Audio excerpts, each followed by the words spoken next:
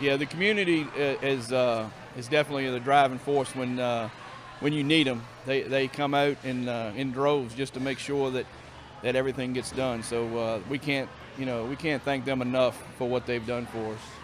Chief, you guys, this isn't anything new to you. You do this and you do coats. You guys have a passion for this community. Oh, absolutely. I think that's the real beauty of what we do is we're here to serve the community, but we also like to be able to give back to the community. We enjoy a tremendous amount of support from our residents and our visitors, and this is another way for us to be able to give back, and especially when it comes to kids.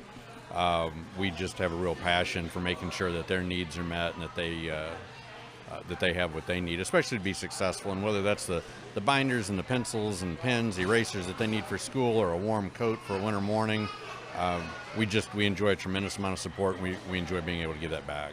And Mark Doyle, this shows we may think we're a very well-off community. You look at all the stuff that you had gathered here and it's going to be used. It shows a different picture. It does. People look at Stafford as like you said, a community that's well off, when actually we have a lot of students that are in need. We have a lot of homeless students, and we need to reach out to them to make sure that they're prepared for school. Well, the percentage of students in our division that are eligible for free and reduced lunch continues to increase, and so we know that there are students in need, and how great is it that we come together as a community and make sure those needs are met. And it's as much for our students, but it's also supports our educators who in the classroom don't want to have an embarrassing situation as well, that there's somebody who doesn't have something. So many of our teachers reach into their own pockets to pay for a lot of things in their classrooms, which that's why they're in teaching. But I think it also assists them as much because it just makes sure there's not that embarrassment. And if I could just add, our community never disappoints when there is a need that's identified. Today is just one example of the million, but they love to come out, especially if you were a parent and had a kid in here 10 years ago, or you have one coming up. This is a way you can contribute and not still be as a parent in the school. The school year we look at it as the beginning of our year for community outreach for the schools and for the kids and families, and this is our kickoff. We get the supplies to those kids, lessens the burden on the families. It starts heading those kids down a path of success.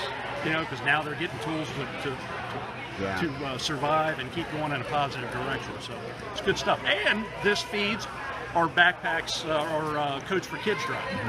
Coats for Kids, our goal is to get the coats delivered by Halloween, 31st of October, and have them on the backs of kids. So it's all hand in hand. When we find out how many kids we have here, we know roughly we're going to have that many in coats, and it's just a positive of that whole way around. Well, thank you for all that you do, because this is fantastic stuff. We have, in the end, it's the impact that we're looking for. We have a very positive impact with the community. We see it when we go out and we run calls every day. We see it when we go out and we do standbys at different community centers and go to the schools. Fire Prevention Week's coming up. We're going to see it there. So it's good stuff.